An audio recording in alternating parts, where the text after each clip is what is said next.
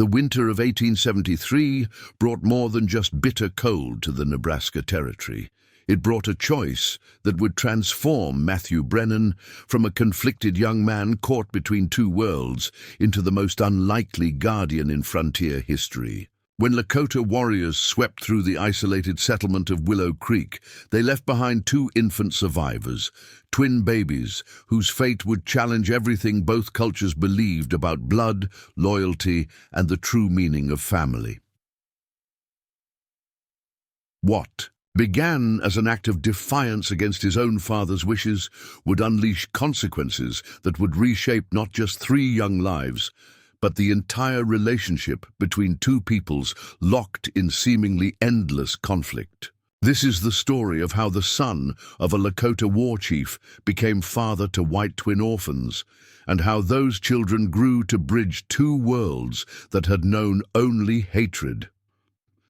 Before we jump back in, tell us where you're tuning in from, and if this story touches you, make sure you're subscribed, because tomorrow I've saved something extra special for you. The settlement of Willow Creek stretched along the banks of the Platte River like a collection of wooden blocks scattered by a careless child. 23 families had carved out their existence here, 60 miles from the nearest military fort, surviving through a combination of stubborn determination and careful diplomacy, with the indigenous peoples who had called these plains home for generations. The morning of November 15th dawned clear and cold, with frost painting delicate patterns on windows and the first hints of winter's approach visible in the pewter-grey sky. Thomas Brennan stood outside the general store he operated with his wife, Margaret, watching the sun climb above the eastern horizon while sipping coffee that steamed in the frigid air. At 35, Thomas had the weathered appearance of a man who had spent his adult life wresting prosperity from an unforgiving landscape. His hands bore the calluses of hard labor, his face the permanent squint of someone who had stared too long into prairie wind and sun. Yet there was a gentleness in his manner that set him apart from many frontier men, a quality that had attracted Margaret when they'd met 8 years earlier in Independence. Margaret emerged from the store carrying their twin infants, Samuel and Grace, bundled so thoroughly against the cold that only their pink faces were visible. At 7 months old, the twins represented everything Thomas and Margaret had hoped for when they'd ventured west: the promise of family, continuity, and a future that would justify all their sacrifices. The babies had their mother's striking blue eyes and their father's determined chin, though it was too early to predict which parent's temperament they would inherit. "Sarah Morrison says there's talk of trouble brewing with the Lakota," Margaret said quietly, adjusting Grace's blanket while Samuel gurgled contentedly in her other arm. "Her husband heard it from a trader who came through yesterday." Thomas accepted Samuel from his wife, feeling the familiar weight of his son settle against his shoulder. "There's always talk of trouble, Maggie. The Lakota have kept their distance. Since the treaty signing, Chief Standing Bear has been honorable in his dealings." Margaret's expression remained troubled. "Treaties are just paper, Thomas. Paper burns easily when tempers run hot." The observation proved more prophetic than either could have imagined. Unknown to the settlers of Willow Creek, a series of misunderstandings and provocations had been escalating tensions throughout the region. A group of young Lakota warriors, frustrated by continued encroachment on their hunting grounds and the Army's failure to prevent white settlers from violating treaty boundaries, had been advocating for decisive action. Chief Standing Bear, aging and increasingly unable to control his more militant warriors, found his authority challenged by those who saw negotiation as weakness. Among those caught in the middle of this generational conflict was Matthew Brennan, no relation to Thomas, despite the shared surname. Matthew was Standing Bear's son, though not by blood. The chief had adopted him 15 years earlier when Matthew was 10 years old, after finding the boy near death following a cholera outbreak that had claimed his missionary parents. The adoption, had been controversial within the tribe, with many viewing the raising of a white child as an affront to Lakota tradition. But Standing Bear had seen something in the boy's eyes, a strength and adaptability that transcended racial boundaries. Now 25, Matthew occupied a unique position within the tribe.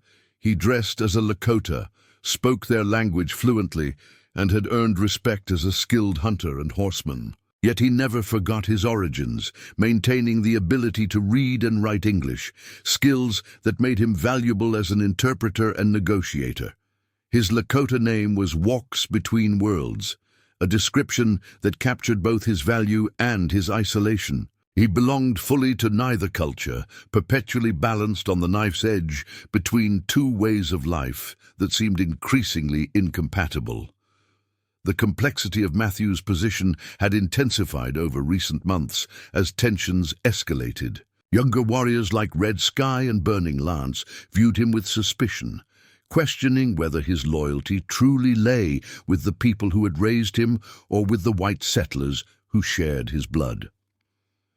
Chief Standing Bear, increasingly frail at 68 years old, relied on Matthew more heavily than ever, using him as a bridge to communicate with military officials and settler representatives. But bridges, Matthew had learned, were often the first casualties when conflicts erupted.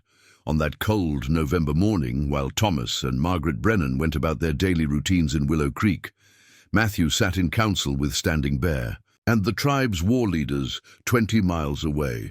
The debate had raged through the night, with Red Sky arguing forcefully for a preemptive strike against settlements that had violated treaty boundaries. "They push further onto our lands with each passing season," Red Sky declared, his scarred face reflecting years of conflict with both white soldiers and rival tribes. "We gave them boundaries, signed their papers, yet still they come. How many more summers will we watch our hunting grounds shrink before we act?" Standing Bear's weathered face showed the strain of trying to maintain peace while watching his people's way of life slowly erode. War brings only more death, more soldiers. We have seen this story before with our brothers to the south. "Then we die slowly instead of fighting with honor," Burning Lance interjected. "At least our children would know we didn't surrender meekly." Matthew had remained silent through most of the debate, understanding that his voice carried limited weight in matters of war. But Standing Bear turned to him, seeking the perspective of someone who understood both worlds. "Walks between worlds, you know the whites' thinking. What path do you see?" Matthew chose his words carefully, aware that every eye in the council lodge was upon him. "The soldiers at Fort Kearney are few, spread thin across the territory. If conflict comes, they cannot protect all the settlements immediately, but more will come, as they always do. Each victory against settlers brings 10 times as many soldiers in response." "So you counsel cowardice," Red Sky said with barely concealed contempt. "I counsel wisdom," Matthew replied steadily. "If we must fight, it should be for achievable goals, not in rage that clouds judgment. The settlements violating the treaty should be warned first, given the chance to withdraw." The debate continued without resolution, but Matthew noticed troubling signs. Several younger warriors left the council early, and whispered conversations, in the shadows, suggested decisions were being made outside the formal structure of tribal authority. Standing Bear, exhausted from the long night of argument, seemed not to notice, or perhaps chose not to acknowledge what he could no longer control. As dawn broke over the prairie, neither the settlers of Willow Creek nor Matthew Brennan could have predicted how completely their lives would intersect within the next 24 hours. The elements of tragedy were already in motion. Young warriors driven by legitimate grievances but poor judgment, settlers oblivious to the danger approaching, and a young man caught between two worlds about to face the most difficult decision of his life. The attack came at dawn the following day, November 16th, when the settlement was at its most vulnerable. Most families were just beginning their morning routines when the war cries pierced the cold air. 30 Lakota warriors, led by Red Sky and acting without Standing Bear's knowledge or approval, descended upon Willow Creek with devastating efficiency. Thomas Brennan had just stepped out to fetch water when he saw the riders approaching. His shout of warning gave some families precious seconds to barricade themselves inside their homes, but for many it was already too late. The warriors, fueled by years of accumulated rage and frustration, showed little mercy. They set fire to buildings, shot settlers who tried to flee, and destroyed the symbols of white encroachment they had come to despise. Margaret Brennan's final act was one of desperate motherhood. As warriors broke through the door of their store, she placed Samuel and Grace in a root cellar hidden beneath loose floorboards, covering them with blankets and praying their cries would be muffled by the chaos above. She emerged to face the attackers, hoping to draw attention away from her hidden children. Her sacrifice succeeded. The warriors, finding no immediate evidence of the infants, moved on to other targets after killing both Thomas and Margaret. The raid lasted less than an hour, but its efficiency was devastating. Of the 23 families in Willow Creek, only a handful of survivors managed to escape into the prairie grass or hide successfully until the warriors departed. The settlement that had represented years of hope and hard work was reduced to smoking ruins, bodies scattered among the wreckage of destroyed dreams. Preparing and narrating this story took us a lot of time, so if you are enjoying it, subscribe to our channel. It means a lot to us. Now back to the story. Matthew Brennan arrived at the ruins of Willow Creek just as the sun reached its zenith, painting the devastation in harsh, unforgiving light. He had ridden hard for 6 hours after, learning of the unauthorized raid, his horse lathered with sweat despite the cold November air. The acrid smell of smoke still hung over the settlement, mixing with the metallic scent of blood that made his stomach turn. He had witnessed violence before. The frontier offered no shortage of brutal lessons, but this felt different. This was his failure made manifest. Standing Bear had sent him immediately upon discovering what Red Sky and the young warriors had done, hoping Matthew might somehow mitigate the disaster or at least gather information before the army arrived. The old chief's face had aged years in minutes when runners brought word of the attack. "Find survivors," he had said, gripping Matthew's shoulder with surprising strength. "The soldiers will want blood for blood. Perhaps mercy shown now might soften what comes next." But as Matthew picked his way through the destroyed settlement, mercy seemed a concept as foreign as the burned buildings were unrecognizable. The general store where Thomas and Margaret Brennan had built their modest empire lay in smoldering ruins, its carefully arranged goods scattered across the frozen earth like offerings to cruel gods. The schoolhouse young Mary Patterson had fought to establish was nothing but charred timbers and the destroyed dreams of education it represented. Matthew dismounted near what had been the center of town, tying his paint horse to a partially burned hitching post. He moved methodically through the wreckage, checking bodies for signs of life while documenting the devastation in his mind. He would need to provide Standing Bear with accurate information about what had transpired here. Already, he could envision the military response. Cavalry units sweeping across the plains, indiscriminate retaliation that would fall heaviest on those who had counseled peace. A sound stopped him cold, thin, high wailing that seemed to come from beneath the earth itself. Matthew froze, listening intently. The sound came again, weaker this time, but unmistakably human.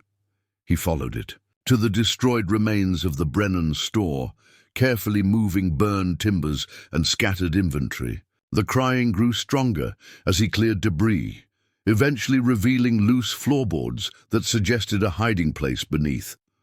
When he pried up the boards and peered into the root cellar below, Matthew's heart nearly stopped. 2 infants lay wrapped In blankets, their faces red from crying, but miraculously alive and apparently unharmed. The space was ingeniously concealed. Someone had sacrificed precious seconds during the attack to hide these children, probably knowing they would die for the delay. Matthew lifted the babies carefully from their hiding place, noting their identical features despite one being dressed in blue, homespun, and the other in yellow. Twins. He held them against his chest, feeling their tiny bodies trembling from cold and hunger. They couldn't be more than 7 or 8 months old, completely helpless, and now utterly alone in a world that had turned savage in their first year of life. The moral weight of the moment pressed upon him with physical force. These were white children, survivors of an attack perpetrated by warriors from his adopted tribe. Military protocol would demand he leave them for the army to find, let them be absorbed into the foster system, or sent to relatives back east if any could be located. That was the expected path, the safe path that wouldn't raise questions about his own loyalty or complicate his already precarious position. But as one of the infants, the one in blue, grasped his finger with surprising strength, Matthew found himself thinking about his own survival story. He too had been orphaned by frontier violence, though disease rather than warfare. Standing Bear had looked past race and tradition to save him, raising him with the same care he showed his biological children. Could Matthew do less when faced with innocent lives that bore no responsibility for the conflicts between their peoples? The sound of approaching horses made his decision urgent. Matthew could see dust clouds in the distance, either survivors returning or the first military response. Either way, discovery with these infants would create complications he couldn't yet foresee. He wrapped the twins more securely in their blankets and moved quickly to his horse, fashioning a makeshift carrier from his own blanket and rope. As he prepared to leave, Matthew noticed something glinting in the cellar where the babies had been hidden. He reached down and retrieved a small leather journal, its pages filled with what appeared to be Margaret Brennan's handwriting. On the first page, in carefully formed letters, were the words, "For Samuel and Grace. May you know where you came," or from, even if we cannot be there to tell you ourselves, the twins' names, Samuel and Grace Brennan. Matthew tucked the journal inside his coat, another piece of evidence that would complicate whatever decision he made about their fate. He mounted his horse carefully, securing the infants against his chest, and rode out of Willow Creek just as the first cavalry scouts appeared on the northern horizon. The journey back to the Lakota camp took twice as long as his ride out. Forced to travel slowly to protect the infants from the jarring motion of horseback travel, Samuel and Grace fussed periodically, hungry and confused, but seemed to find comfort in the steady rhythm of the horse's gait and the warmth of Matthew's body. He stopped twice to give them water from his canteen, worried about their lack of proper nourishment, but having no alternative available. As the camp came into view, Matthew's anxiety intensified. He had made his choice to bring the twins here, but now faced the challenge of explaining that decision to people who had just hours ago been celebrating the strike against white encroachment. The warriors who had participated in the raid would be especially hostile to the presence of settler children in their midst. He went directly to Standing Bear's lodge, knowing the chief's authority offered the best protection for what he was about to propose. The old leader was in council with the tribe's elders, discussing strategies for responding to the military retaliation that would inevitably follow. They looked up in surprise as Matthew entered, carrying his unusual burden. "Father," Matthew said, using the Lakota term that acknowledged their relationship, "I bring news from Willow Creek, and a request that will test our principles." Standing Bear's eyes widened as he recognized what Matthew carried. The other elders began speaking rapidly in Lakota, their voices ranging from confusion to outrage. Matthew understood their reaction. Bringing enemy children into their camp could be seen as inviting catastrophe, especially given the timing. These are the only survivors I found, Matthew continued in Lakota, ensuring everyone understood. Their parents hid them before dying. They are innocent of any crimes against our people. They are white. Red Sky's voice cut through the assembly as he entered the lodge, having heard of Matthew's return. Their people will come looking for them. You bring danger to our camp. Their people believe them dead, Matthew countered. The military scouts were arriving as I left. They will find only destruction and bodies. No one knows these children survived. Standing, Bear raised his hand for silence, studying Matthew with eyes that had seen too many seasons of conflict and loss. Why did you bring them here, my son? Matthew met his adoptive father's gaze steadily. Because 15 years ago, you chose mercy over tradition when you found a white boy dying of disease. You raised me as your own, despite those who said it. Violated our ways. These children are now as I was then, innocent alone in need of protection. You were one child, already past the age of earliest teaching. Running deer, one of the elder women interjected. These are two infants who will require constant care, resources our own children need. Then I will provide their care, Matthew declared, the words emerging before he had fully considered their implications. I will raise them myself, taking full responsibility for their needs and their future. The lodge erupted in discussion. The proposition was unprecedented. A young unmarried warrior, himself an adopted member of the tribe, taking on the raising of enemy twins. It challenged social structures, resource allocation, and fundamental questions about identity and belonging. Red Sky's opposition was fierce and immediate. This is madness. You would raise white children to live among us. They will grow to hate what we are, just as their kind always do. And when they are grown, they will betray us to their own people, or they will grow to be bridges. Standing, Bear said quietly, his voice carrying the authority of decades of leadership. As walks between worlds has been a bridge that may collapse under the weight of divided loyalties, Red Sky shot back. His reference to Matthew's mixed heritage deliberately provocative. Matthew felt the familiar sting of such challenges to his belonging, but kept his focus on the immediate crisis.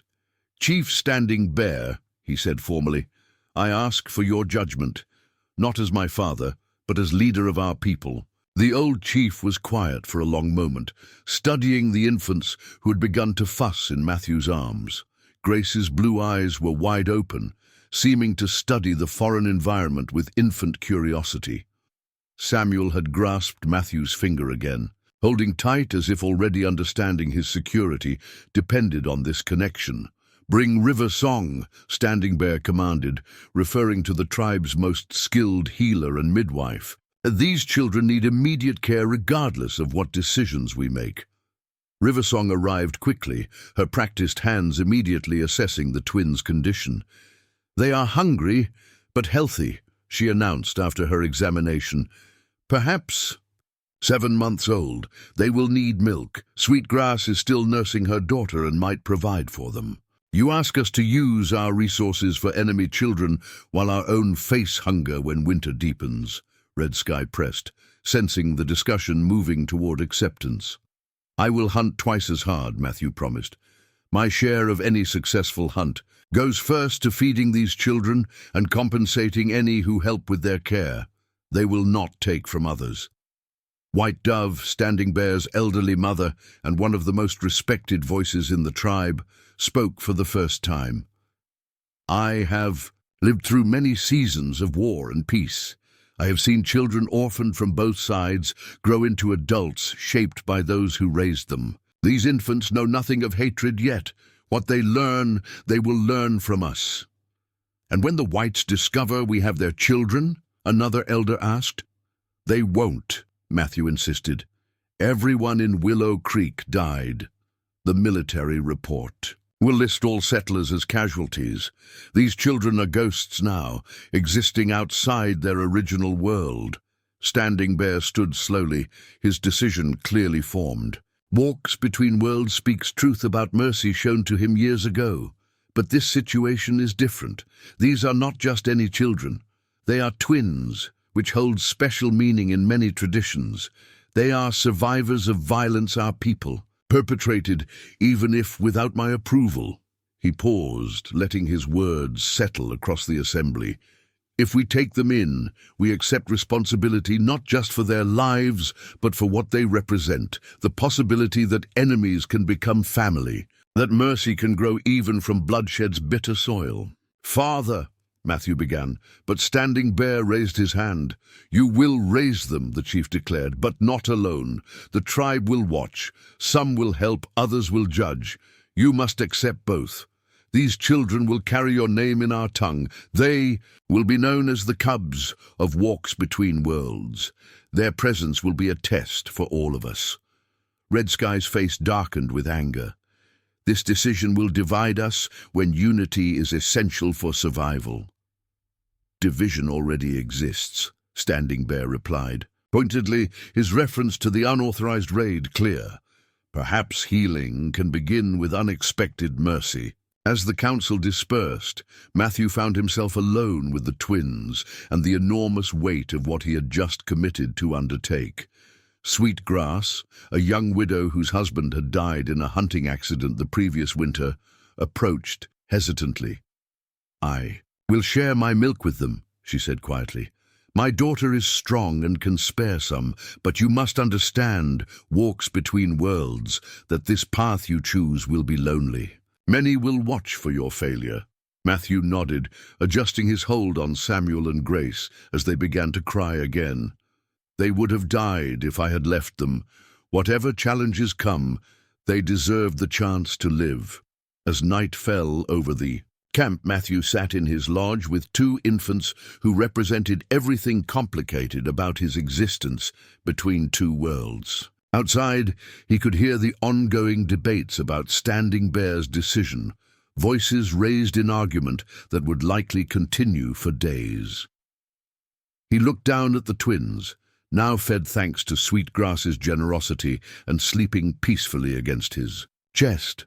Tomorrow would bring new challenges, learning to care for infants, managing the hostility of those who opposed their presence, and somehow maintaining his other responsibilities to the tribe. But tonight, in the flickering firelight of his simple dwelling, Matthew Brennan allowed himself to believe that mercy might indeed grow from bloodshed's bitter soil, and that these two small lives might somehow help heal wounds that seemed destined to fester forever.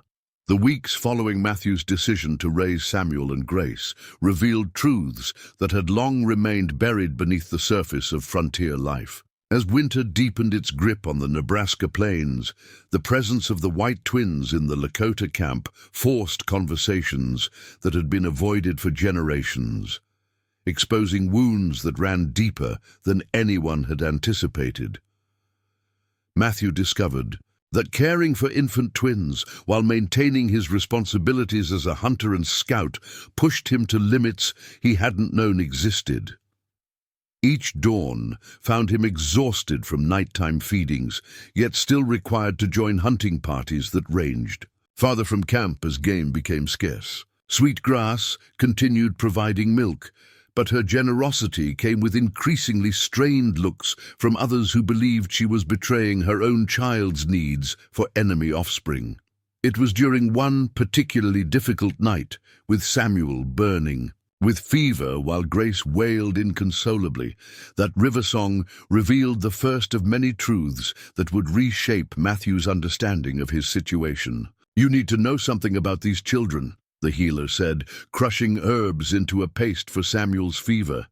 Her weathered hands moved with practiced efficiency, but her expression carried unusual weight.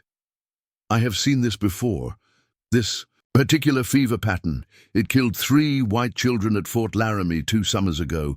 Matthew's heart clenched as he held Samuel's burning body. Will he survive? With proper medicine, yes. But the medicine comes from traders, costs more than most families see in a season. Riversong met his eyes directly. Red Sky has already spoken against using tribal resources for their care. You must find another way, the revelation forced Matthew to confront an uncomfortable reality. His promise to provide for the twins without taking from the tribe was becoming impossible to keep. He had trapped himself between his word and the children's needs, with no clear path forward that wouldn't break one commitment or another. That same night, White Dove visited his lodge, carrying a bundle wrapped in deerskin. The elderly woman moved slowly but deliberately, her presence commanding respect despite her diminished physical strength. She sat across from Matthew and unwrapped her bundle, revealing a collection of items that made Matthew's breath catch. Photographs, documents, and jewelry that clearly came from white settlements. "These belong to my first husband," White Dove said quietly, speaking in English for the first time Matthew could remember. The shock of hearing the language from her lips rendered him momentarily speechless. "Yes. Walks between worlds, I speak. Your birth tongue. I learned it many years ago for reasons that now become relevant." She spread the items between them, pointing to a photograph of a young white man in military uniform standing beside a native woman Matthew recognized as a much younger White Dove. His name was Captain Robert Anderson. "We met when my people traded at Fort Robinson. Our marriage lasted 3 seasons before his commander discovered it and had it annulled. Robert was transferred east. I never saw him again." Matthew struggled to process this revelation. White Dove was one of the most traditional voices in the tribe, often speaking against accommodation with white culture. "Why are you telling me this?" "Because these children you've taken represent something I understand. The possibility of love across worlds that claim to be enemies, but also the pain such love brings." She picked up a silver locket, opening it to reveal a tiny photograph of an infant. "Our son lived 6 months. The fort doctor refused to treat him, calling him a half-breed abomination. My own people barely accepted him. He died belonging nowhere." The parallel to Samuel and Grace's situation was impossible to ignore. Matthew looked at the twins sleeping, fitfully nearby, understanding with new clarity the magnitude of what he had undertaken. "There's more," White Dove continued. "Robert left me this." She produced a leather document case containing papers covered in official seals. "A legal deed to property in Denver placed in trust. It has value, enough to buy medicine, supplies, whatever these children need. But claiming it means revealing my past to everyone, admitting I once loved an enemy soldier." "Why would you do that?" White Dove's ancient eyes studied the twins with unexpected tenderness. "Because I failed my own mixed-blood child. Perhaps helping these children survive can balance that failure. But understand, young warrior, using this resource will anger many, especially Red Sky. He already questions your loyalty. This will confirm his suspicions that you prioritize white lives over our people's needs." Matthew accepted the documents with hands that trembled slightly. The deed represented survival for Samuel and Grace, but also potentially catastrophic division within the tribe. Yet watching Samuel struggle with fever, he knew the choice was already made. The next morning brought another revelation when Standing Bear summoned Matthew to a private council. The chief appeared to have aged years in weeks, the stress of managing tribal divisions while preparing for military retaliation taking visible toll. "A messenger came in the night," Standing Bear said without preamble, "from Fort Kearney. Colonel Morrison wants to meet secretly away from both our people's eyes. About the raid. About you." Standing Bear's expression was unreadable. "Morrison knows you survived the cholera outbreak at the mission 15 years ago.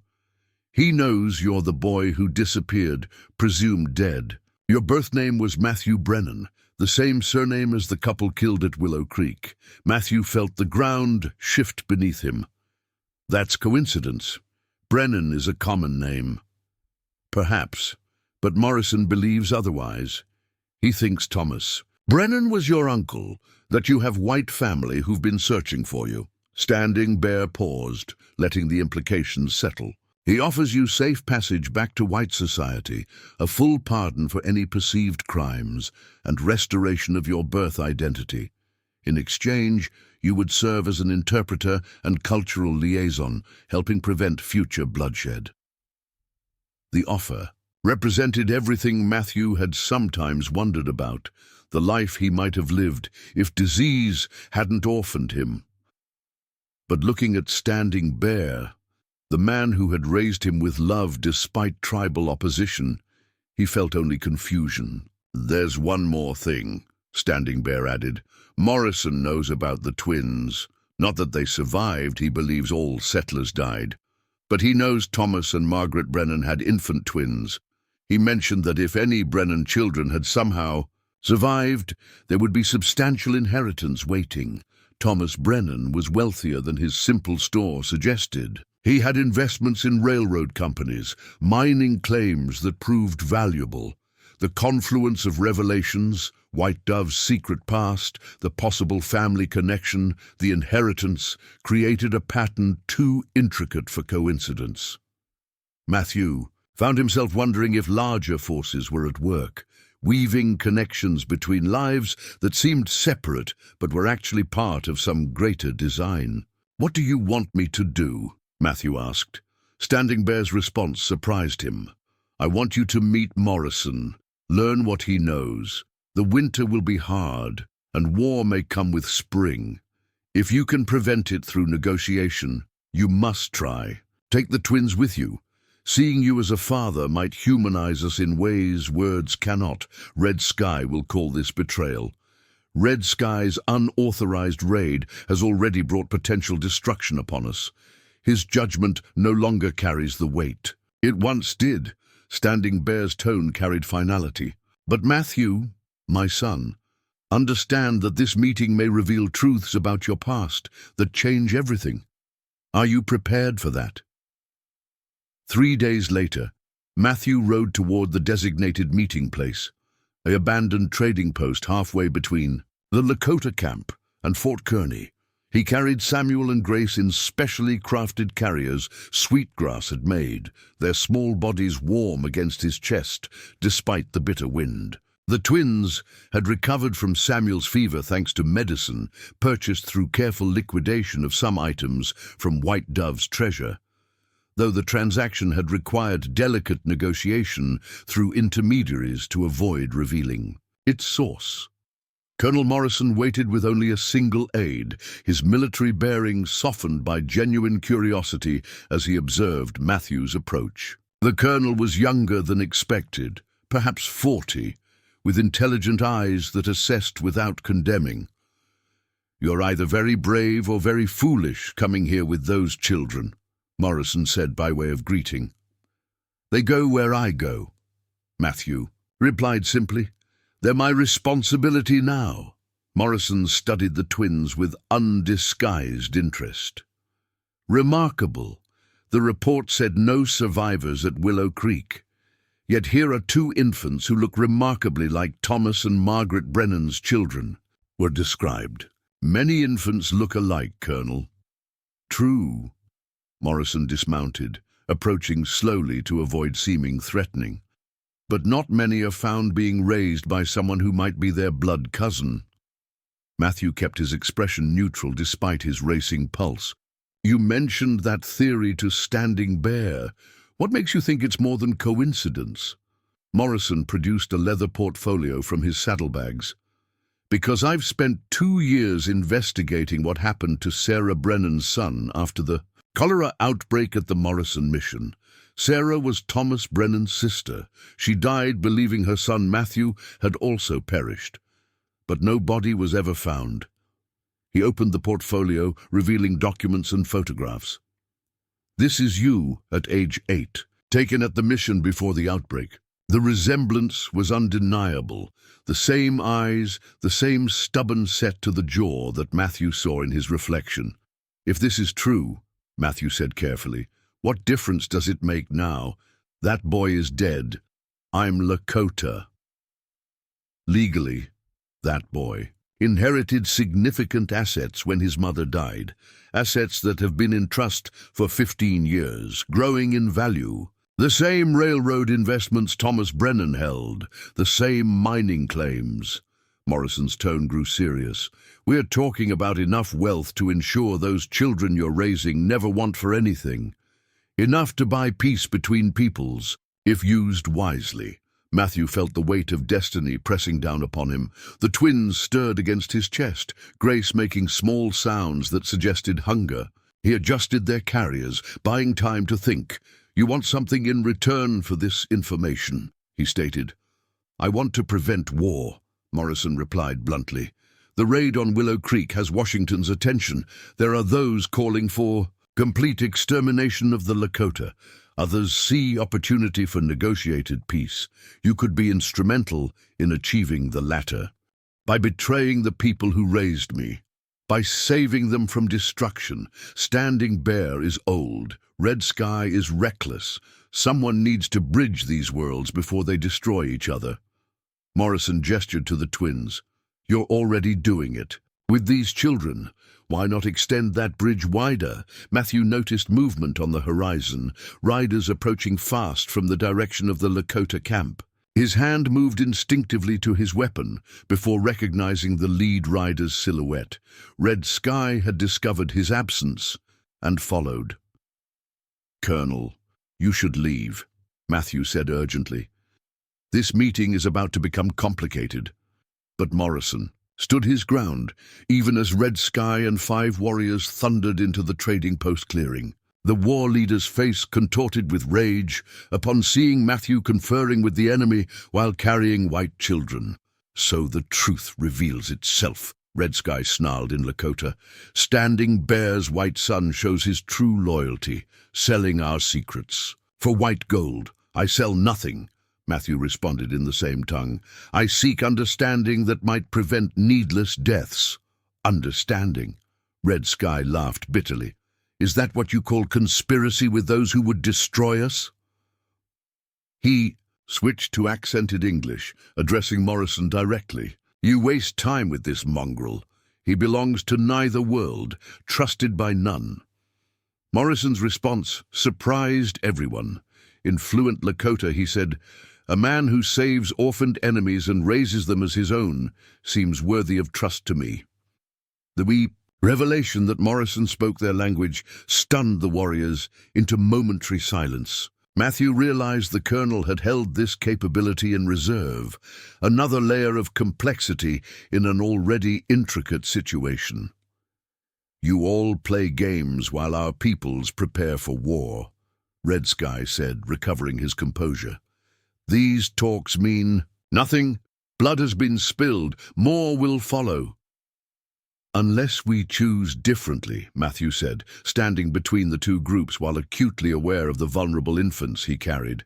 Unless we decide that these children represent a future, where such choices aren't inevitable.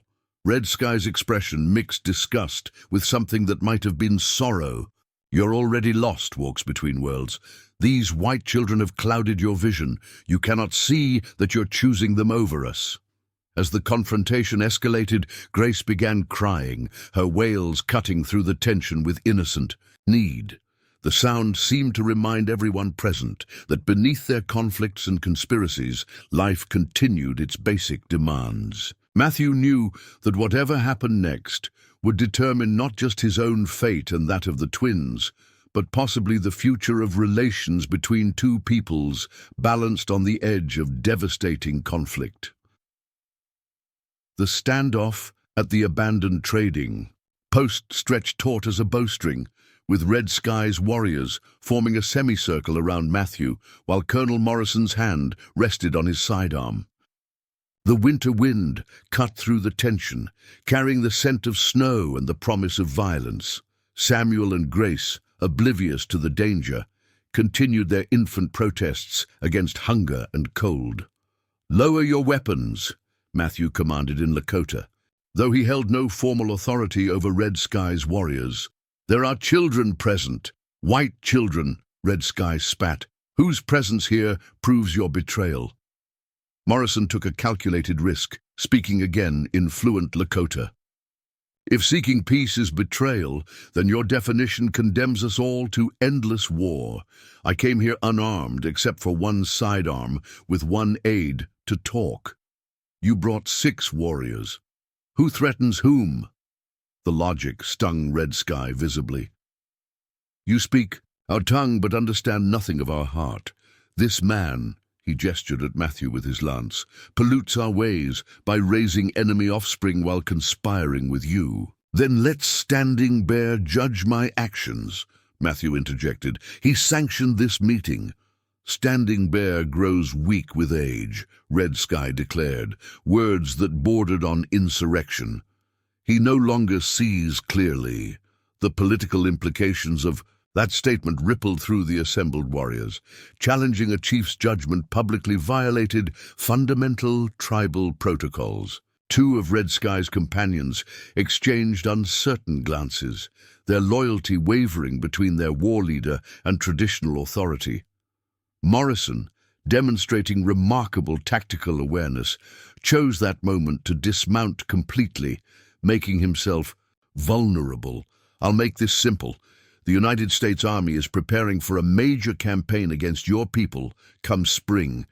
3,000 soldiers, modern artillery, and explicit orders to show no mercy after Willow Creek. I'm here risking court-martial to prevent that massacre. Lies, Red Sky said, but uncertainty crept into his voice. Truth, Morrison countered, producing official documents from his saddlebag. These are deployment orders I shouldn't have. My career ends if Washington discovers I've shared them. But I've seen too many pointless deaths on both sides. Matthew studied the papers Morrison offered, his ability to read English suddenly crucial. The orders were authentic, bearing signatures and seals he recognized from previous military correspondence. The scope of the planned offensive was staggering, a coordinated assault designed to eliminate Lakota resistance permanently. 3,000 soldiers, Matthew translated, for the warriors who couldn't read English. Artillery positions here, and here, he pointed to mapped locations. They know our winter camps, our water sources. The blood drained from several warriors' faces as they grasped the implications. Their traditional hit-and-run tactics would be useless against such overwhelming force with detailed intelligence about their movements. So we should surrender because you threaten us. Red Sky's defiance remained, but calculations shifted behind his eyes. You should negotiate because the alternative is extinction, Morrison said bluntly, and because there are those of us who believe another way is possible. Grace's crying intensified, and Matthew realized both twins needed immediate attention. I need to feed them, he announced, moving toward his horse where supplies were packed. The mundane necessity of infant care created an unexpected pause in tensions. Warriors and soldier alike watched as Matthew expertly prepared bottles with goat's milk he'd brought, a skill learned through weeks of practice. The domesticity of the scene, a warrior tenderly feeding baby bottles to twin infants, created cognitive dissonance that softened rigid positions. How long have you been raising them? Morrison asked quietly. Since the raid, Matthew replied, testing the milk's temperature against his wrist. 7 weeks now. That's why Standing Bear sent you, Morrison observed. A warrior raising enemy. Orphans embodies the possibility of peace better than any treaty. Red Sky made a disgusted sound. Pretty symbolism while our people starve and lose land. Your people starve because buffalo herds are declining and traditional hunting grounds are restricted, Morrison acknowledged. But war won't restore those things. Negotiation might preserve what remains. Negotiate with those who break every promise. Red Sky's skepticism reflected generations of betrayed treaties. Negotiate with one man who keeps his promises. Morrison corrected. I propose a trial, a smaller agreement between local parties that could model larger peace. Your people keep specified hunting grounds inviolate. Settlers respect those boundaries absolutely. Violations on either side face immediate consequences from joint enforcement. Matthew recognized the proposal's elegance. Starting small, with verifiable success, could build trust for broader agreements. But he also saw the fundamental challenge. Both sides included elements that profited from conflict. Who enforces this joint authority? Matthew asked. Morrison met his eyes directly. You do, along with others who can bridge both worlds. Official position, federal backing, resources to investigate and prosecute violations impartially. The offer hung in the morning air like frost, crystalline and fragile. Matthew understood he was being offered the chance to formalize what he'd already become, a bridge between irreconcilable worlds. But accepting meant choosing a path that would satisfy neither side fully. He cannot speak for the Lakota, Red Sky protested. No, Morrison agreed. But he can speak to both sides. That's what we need. Translators not just of language, but of understanding. Young Spotted Elk, one of Red Sky's warriors, spoke unexpectedly. The children, if raised properly, they could be such bridges too. Knowing both worlds from birth. Red Sky turned on him furiously. You support this madness? I support survival, Spotted Elk replied steadily. My wife is pregnant. I want our child to live past spring. The admission created a fracture in Red Sky's united front. Other warriors began murmuring, personal concerns overriding ideological purity. Matthew recognized the moment as pivotal. Decisions made now would cascade through generations. I need to return to Standing Bear, Matthew announced. These proposals require council discussion. And if Red Sky prevents that discussion? Morrison asked pointedly. Red Sky's hand moved to his knife, but Matthew stepped between them, still, holding the feeding twins. Then he proves himself unworthy of the authority he claims. Leadership isn't taken by force among the Lakota. It's earned through wisdom and service to the people. The challenge was direct, forcing Red Sky to choose between violent confrontation that would violate tribal law or accepting a process he couldn't fully control. After tense seconds, the war leader made his choice. Return to Standing Bear. He said coldly. Present the White Colonel's words. But know this, walks between worlds. When the Council rejects this foolishness and chooses war, you'll be held accountable for giving our enemies intelligence about our positions.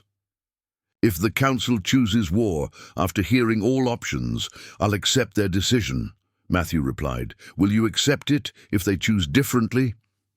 Red Sky didn't answer, wheeling his horse around and galloping away with his warriors. The departure left Matthew alone with Morrison, and possibilities that seemed simultaneously hopeful and impossible. You're risking everything, Morrison observed. Everything's already at risk, Matthew replied, adjusting the twins in their carriers. These children change the calculation. I can't raise them in a world of perpetual warfare. Morrison produced another document from his saddlebag. This might help your case. It's a letter from the Commissioner of Indian Affairs, expressing openness to new approaches. Unofficial, of course, but indicating flexibility if local solutions prove viable. Matthew accepted the paper, adding it to the growing collection of documents that might reshape his people's future. Why do you care so much, Colonel?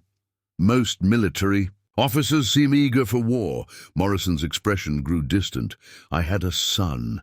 F. Pawnee, his mother was a scout's daughter I loved, but couldn't marry under military regulations.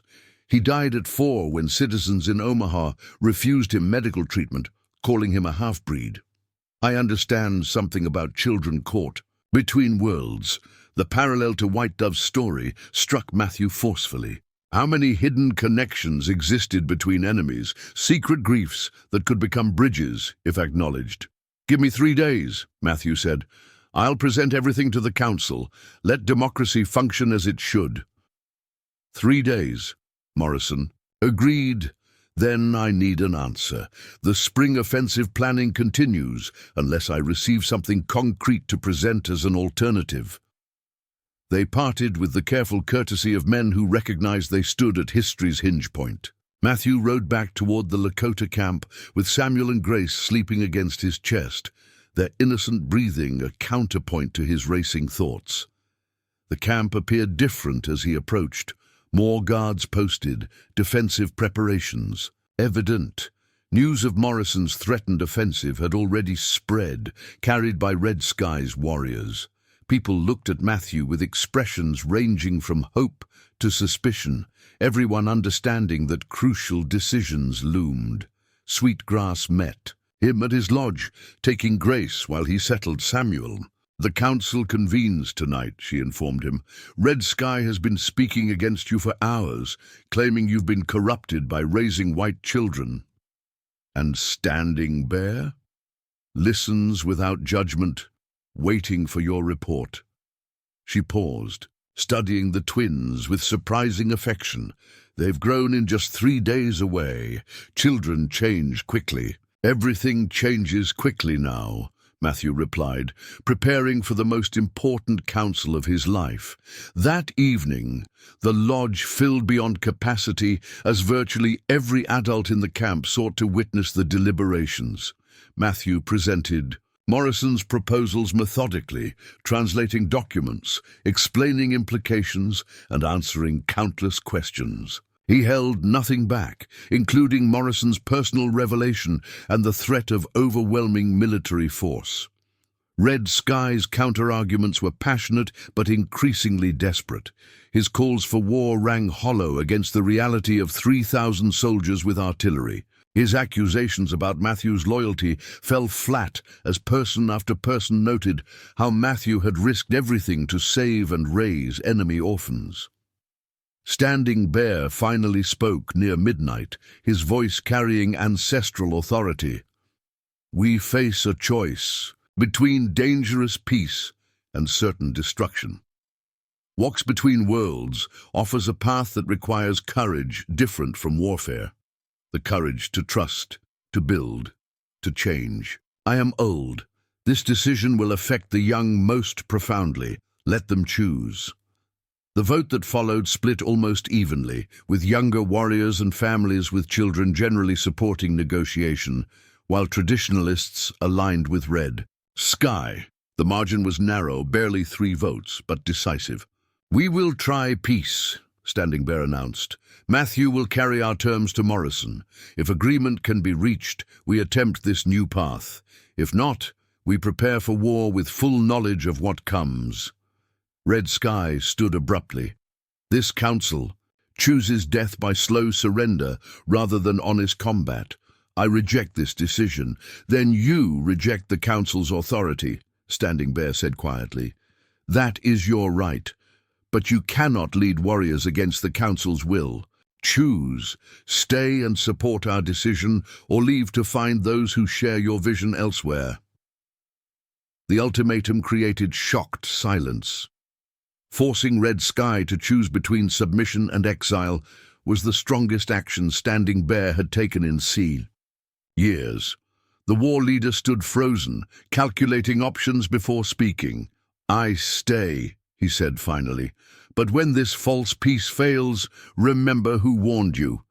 As the council dispersed, Matthew found himself holding both twins while contemplating the magnitude of what had been decided. The narrow vote revealed how precarious peace would be, dependent on successful implementation and continued faith from skeptical populations. Standing Bear approached him privately. "You carry our future now, my son. The children you raise, the bridge you build, everything depends on proving this can work." Matthew looked down at Samuel and Grace, sleeping peacefully despite the momentous decisions swirling around them. "They'll grow up between worlds, never fully belonging to either, or belonging to both," Standing Bear countered. "As you do whether you admit it or not." The old chief placed his hand on Matthew's shoulder. "Tomorrow you return to Morrison, with our agreement, but tonight rest. You've chosen a hard path, but perhaps the only one that leads anywhere worth going." As Matthew settled the twins for the night, he contemplated the decision made and its implications. He had chosen to risk everything on the possibility that enemies could become allies, that children could bridge chasms their parents couldn't cross. The choice was made, but the work of building that bridge had only just begun. The fragile peace agreement lasted exactly 17 days before its first major test arrived in the form of murdered homesteaders found scalped near the treaty boundary. Matthew stood over the bodies with Colonel Morrison and a mixed patrol of soldiers and Lakota scouts, reading the scene with growing dread. The killings bore signatures of native warfare, but details felt wrong, too theatrical, too deliberately provocative. "The cuts are wrong," Running Wolf, one of the Lakota scouts, observed quietly. "No warrior I know makes scalping cuts this way. This is how someone who has only heard stories might do it." Morrison knelt beside the bodies, his expression grim. "The Thornton family, good people, careful to respect the boundaries we established. They wouldn't have provoked this." Matthew studied the tracks around the homestead, his years of training revealing patterns that increased his unease.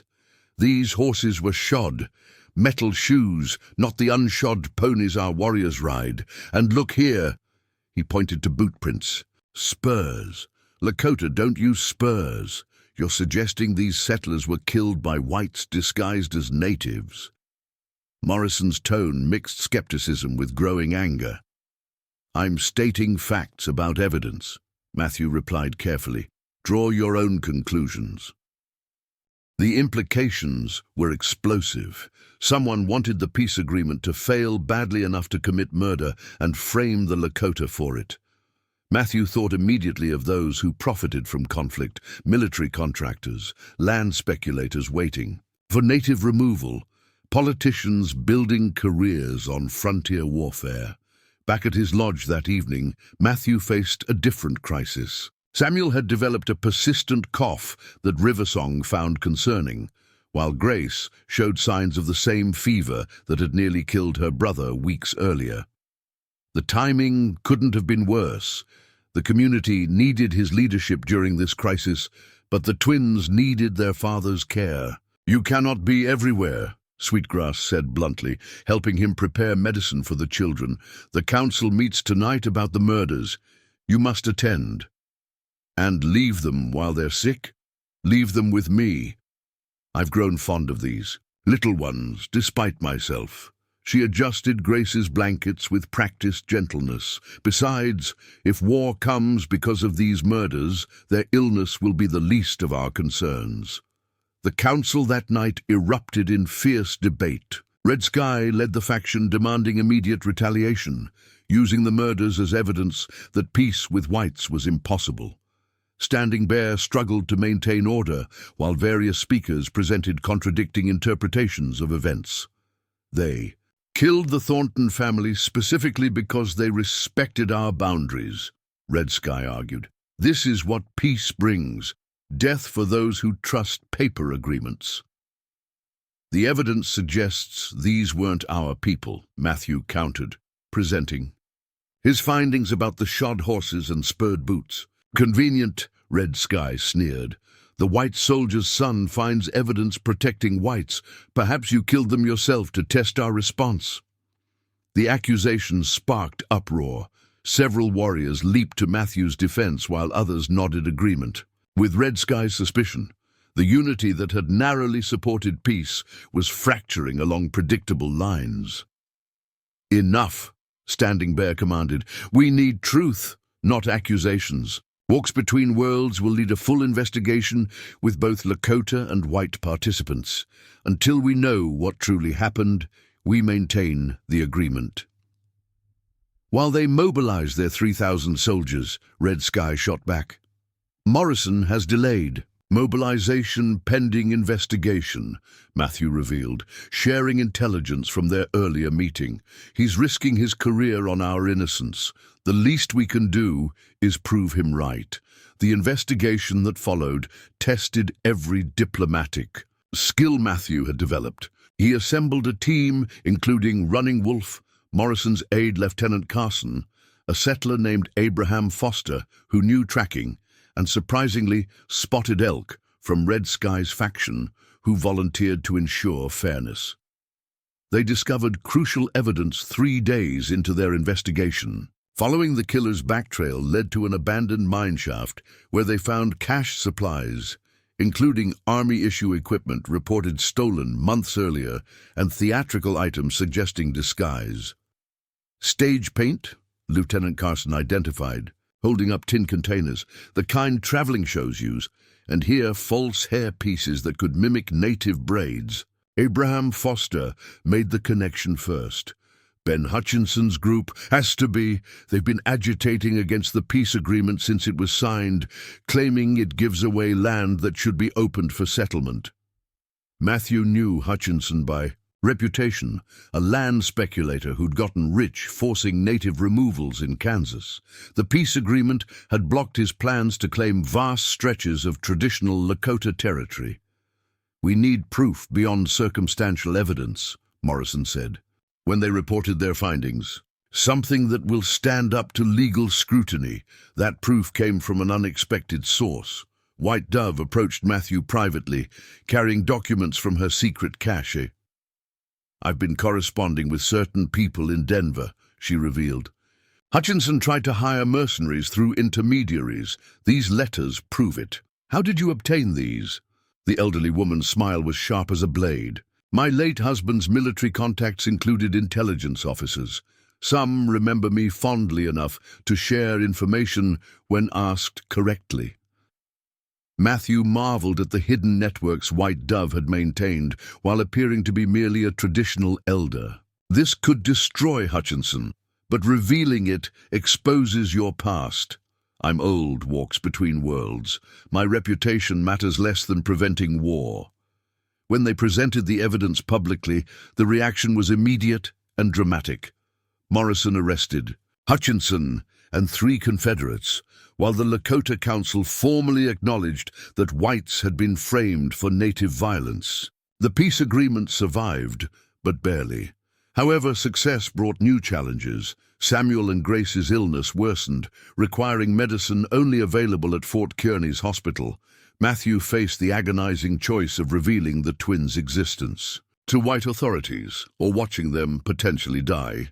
"Take them," Standing Bear advised. "Their survival matters more than maintaining secrets." The journey to Fort Kearny with 2 desperately sick infants through winter weather became a nightmare of endurance.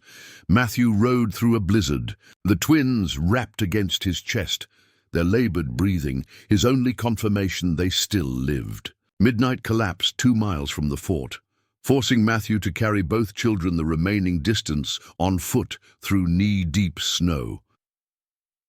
He stumbled into Fort Kearny's gates half-frozen, his arrival creating immediate chaos. Soldiers who knew him as the Lakota negotiator stood stunned at the sight of white infants in his arms. The fort's doctor, Major Sullivan, took charge without questions, recognizing medical emergency superseded politics. "Pneumonia," Sullivan diagnosed after examination.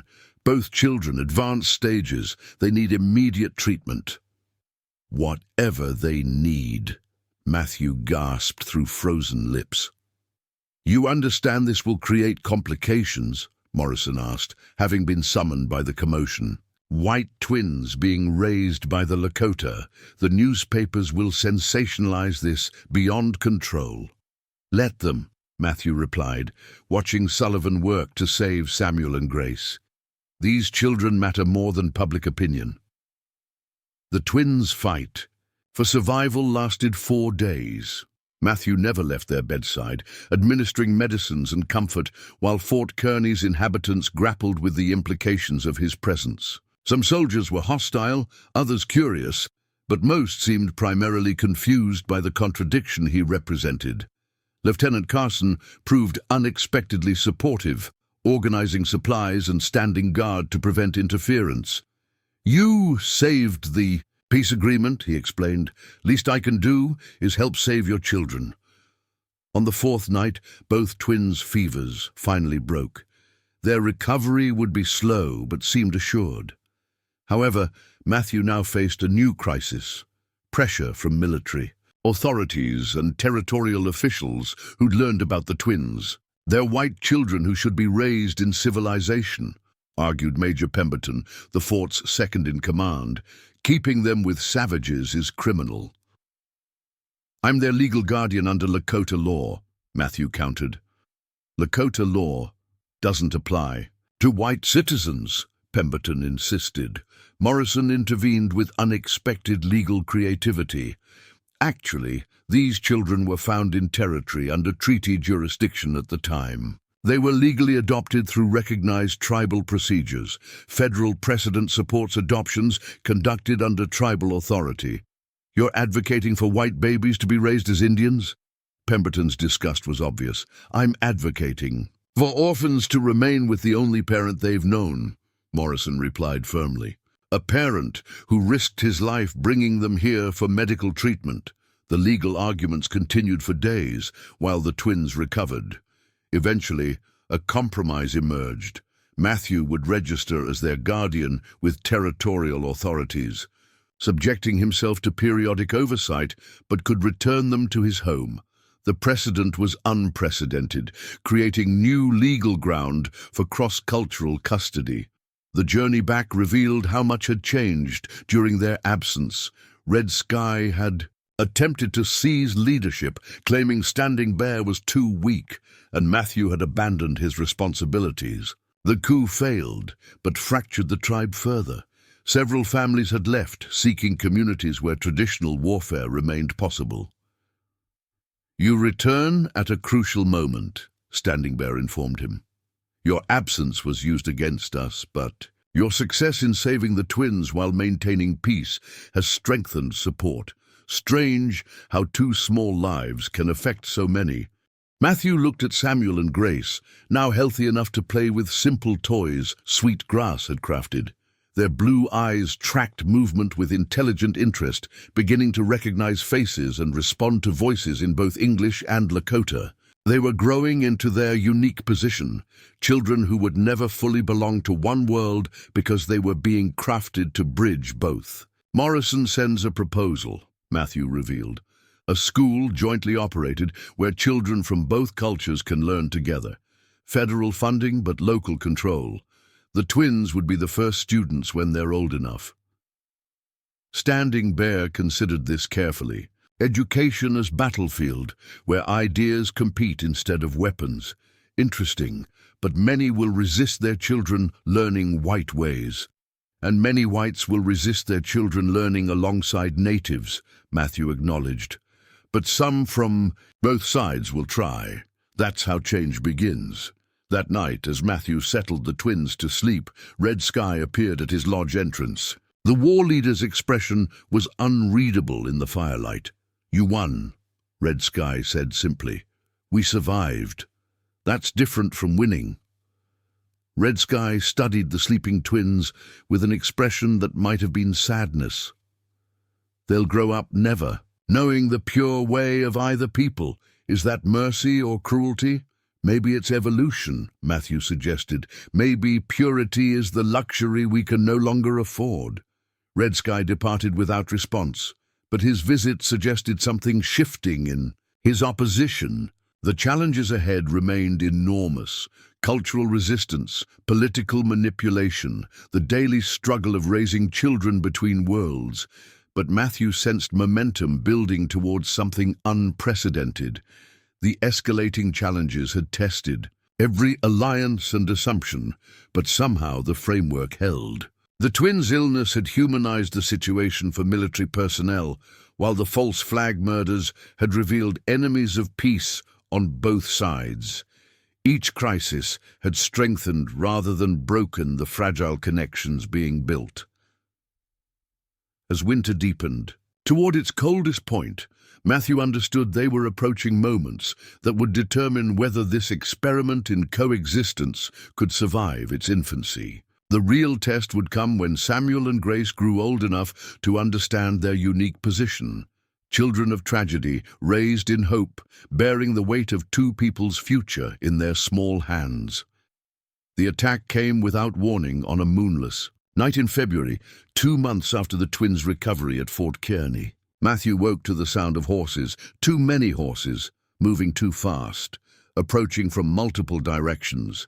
He grabbed his rifle and the twins in one fluid motion, his warrior instinct screaming danger before his conscious mind fully processed. The threat! Raiders! Sweetgrass hissed from her neighboring lodge, already gathering her daughter. But not ours. The first gunshots shattered the pre-dawn quiet, followed by war cries that weren't Lakota. Matthew recognized the cadence. Crow warriors, traditional enemies who had allied with the army in exchange for promised rewards.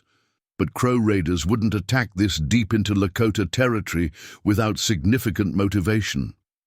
Standing Bear emerged from his lodge, shouting commands to mount a defense, but chaos had already erupted.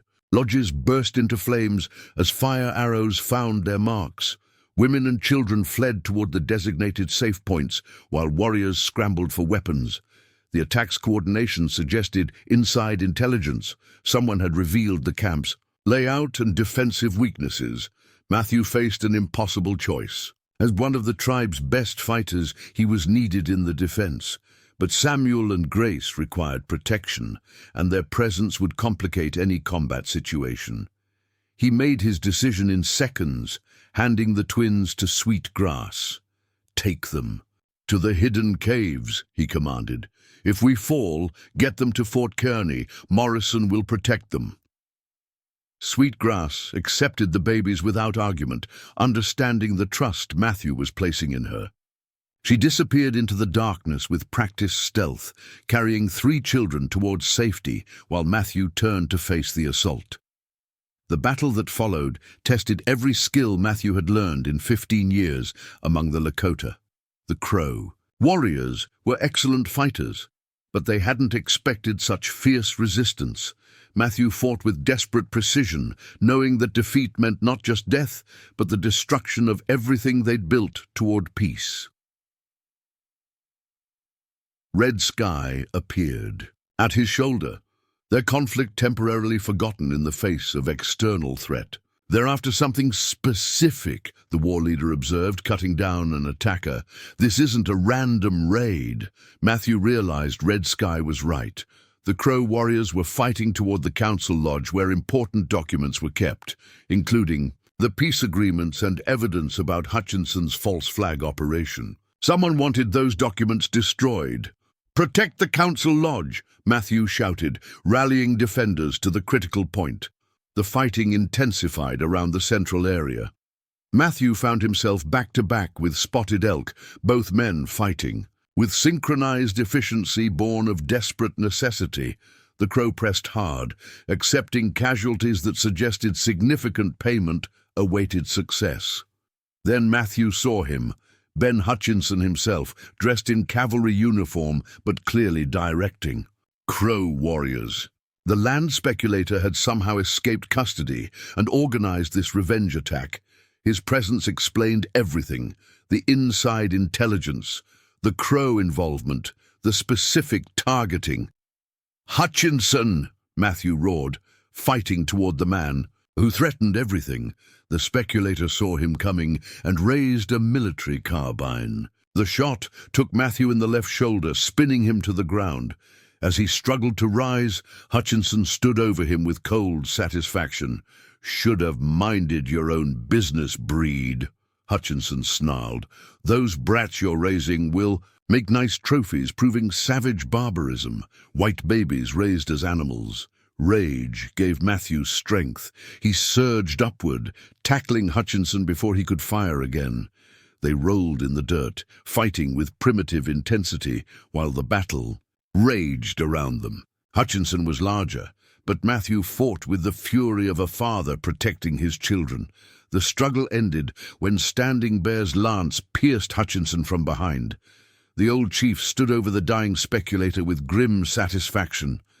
"You brought war to our peace. Now accept war's price." With their paymaster dead, the Crow warriors quickly retreated. The attack had lasted less than an hour, but left devastating damage.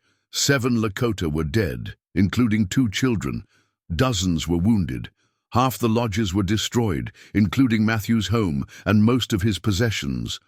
But worse was coming. As dawn revealed the full destruction, military riders appeared on the horizon. Morrison arrived with a full cavalry company, his face grave as he surveyed the carnage. "The Crow reported you attacked them first," Morrison said quietly to Matthew, who was having his shoulder wound treated. "They claim you've broken the peace agreement." "That's absurd," Matthew protested. "Hutchinson led them here. His body proves—" "Hutchinson's body proves nothing legally. He escaped lawful custody. That makes him an outlaw, not a government representative." Morrison's tone carried deep frustration. "The Crow are army allies. Their word carries weight in Washington." Standing Bear approached, moving slowly due to his own injuries sustained in the fighting. "So we're to be punished for defending ourselves?" "Trying to prevent that," Morrison replied. "But political pressure is building. There are those who say this proves peace attempts are futile, that only complete subjugation will work." Matthew felt the fragile structure they'd built collapsing. "What do you need from us?" "Evidence. Witnesses. Something that proves the Crow attacked first and Hutchinson organized it." Morrison looked around desperately. "Without that, I can't protect you from what's coming." The investigation that followed felt like bitter mockery. The Crow had been careful to remove most evidence of their involvement. Hutchinson's Confederates had established alibis. The few white witnesses who might have seen the attack's beginning were too frightened to testify.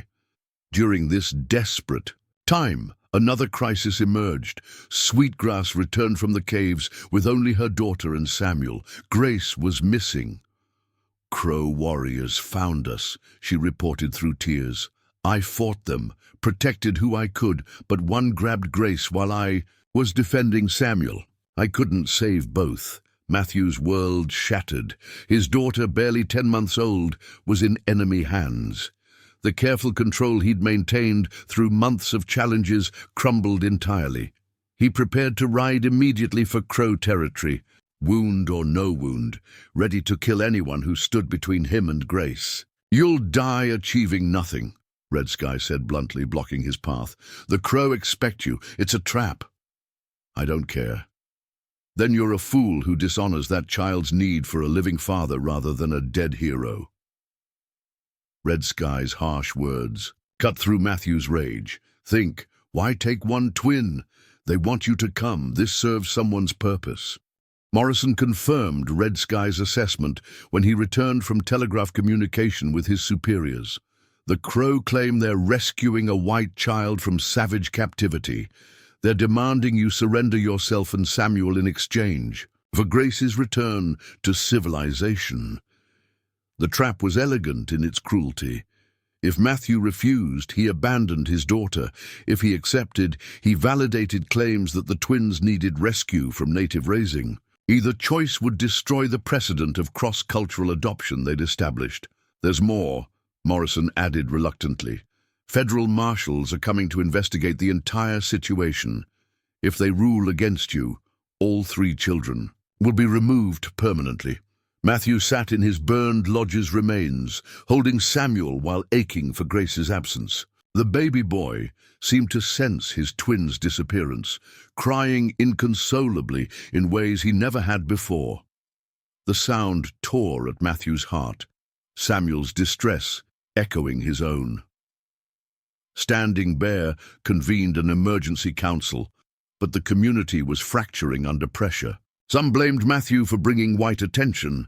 Others blamed Red Sky's past militancy for creating enemies. Still others wanted to negotiate Grace's return at any cost. "We're losing everything," White Dove observed privately to Matthew. "The peace, the unity, the hope we built. Perhaps the price was always too high." "The price is 3 children's lives," Matthew replied. "That's never too high." 3 days into the crisis, unexpected help arrived. Abraham Foster, the white tracker, who'd helped investigate the Thornton murders, rode into camp with crucial information. "I found witnesses," he announced. Homesteaders who saw the Crow warriors passing before the attack, led by a white man matching Hutchinson's description. They're willing to testify, but they want protection from retaliation. It was the evidence Morrison needed, but Matthew barely cared. "What about Grace? Have you heard anything?" Foster's expression grew complicated.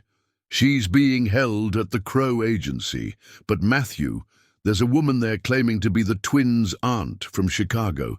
She has documents suggesting Thomas Brennan had family who want custody." The revelation added another layer to the disaster.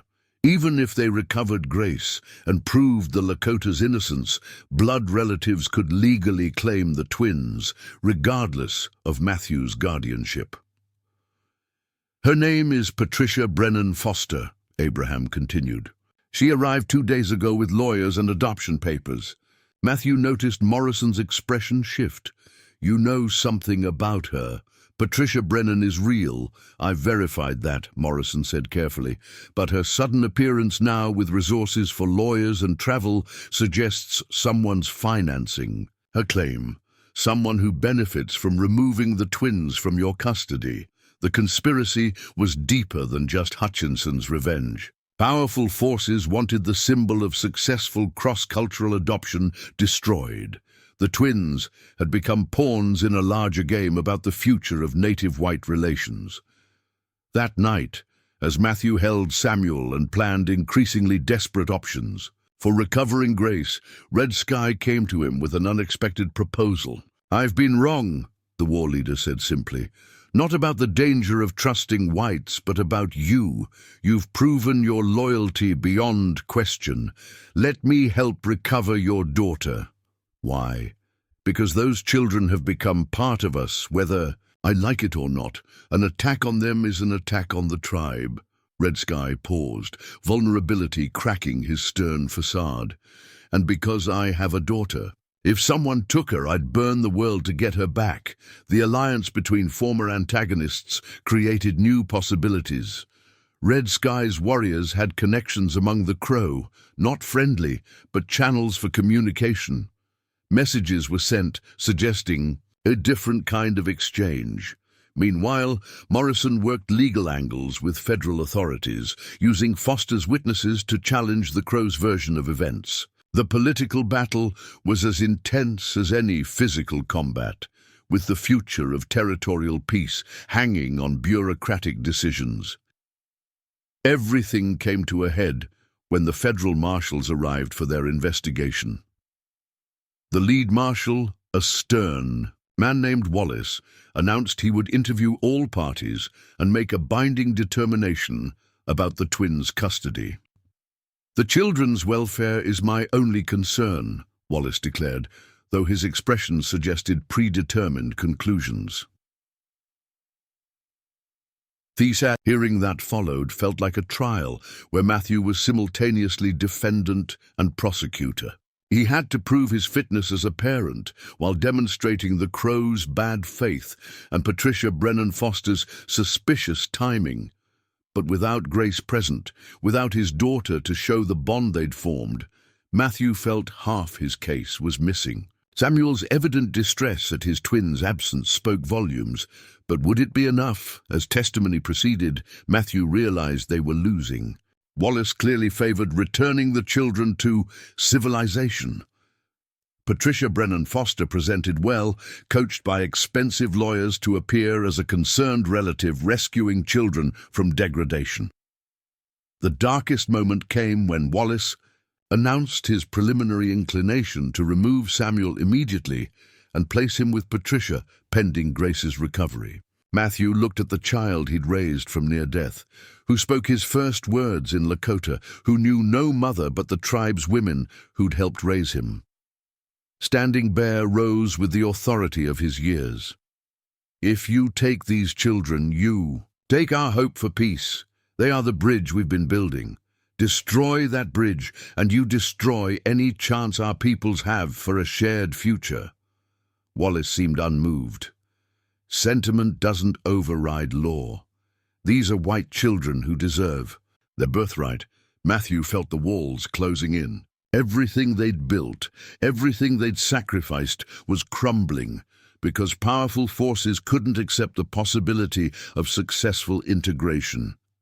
The darkest moment had arrived, with Grace captive, Samuel about to be stolen, and the peace, agreement in ruins.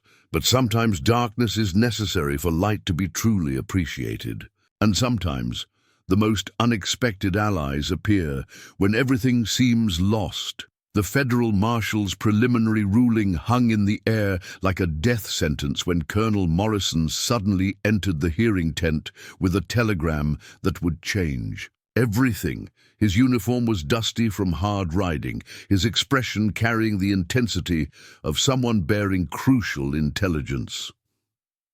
"Marshal Wallace, before you finalize any decisions, you need to see this," Morrison announced, handing over the yellow paper. "It's from the Secretary of the Interior himself." Wallace read the telegram with growing discomfort, his authoritative demeanor cracking. "This is highly irregular. The Secretary has no direct jurisdiction over custody matters. He does when those matters affect national treaty negotiations," Morrison replied.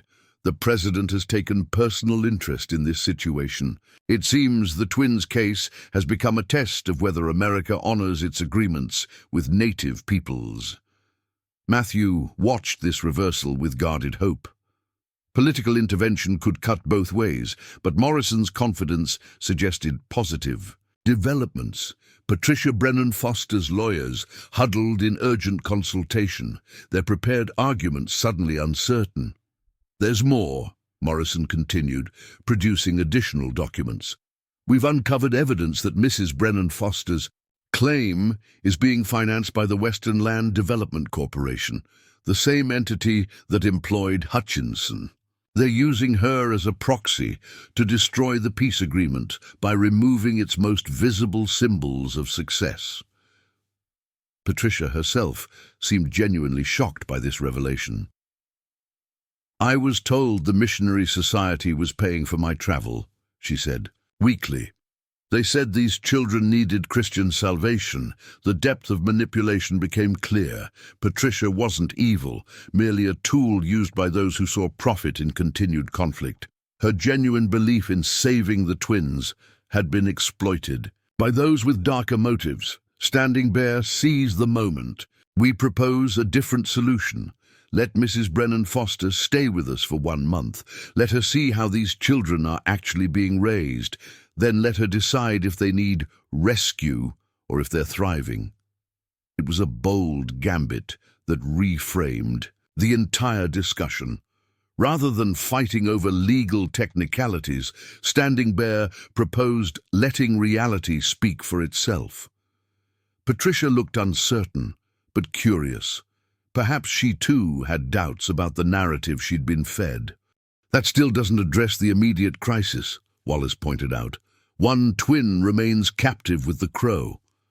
"Actually," Red Sky interjected, entering the tent with unexpected timing, "that situation has developed." Behind him walked a Crow. Warrior Matthew recognized Yellow Hawk, a moderate voice among their traditional enemies. More importantly, Yellow Hawk carried Grace, alive and apparently unharmed. The baby reached immediately for Matthew, crying, "Papa," in clear Lakota. The reunion almost broke Matthew's composure entirely.